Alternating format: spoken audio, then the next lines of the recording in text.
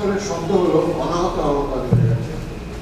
এই বায়ু ক্রিয়া রূপ আত্মকর্ম করতে করতে যখন 48 বায়ু স্থির হয়ে মুখ্য প্রাণবায়ুতে মিলে যাবে এবং যখন সবকিছু স্থির হবে, তখন সেই আত্মারামের নাম প্রবাহকে বলতে পারবে এবং শুনতে পারবে। তখনই প্রকৃত নাম সংকীর্তন হবে এবং এটাই মুখ্য নাম সংকীর্তন। এর আগেরটা সেটি ছিল গৌণ। যোগীরাজের মতে মুখে চিৎকার করবার প্রয়োজন নেই। আত্মকর্ম করতে করতে দীর্ঘ সময়ের জন্য শ্বাস প্রশ্বাসে বহির্গতি রোধ হয়ে যখন কেবলপূর্বক অবস্থা প্রাপ্ত হবে, তখন আপনা হতে নাম হবে।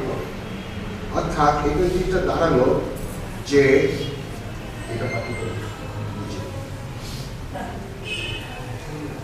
নিচে দেওয়া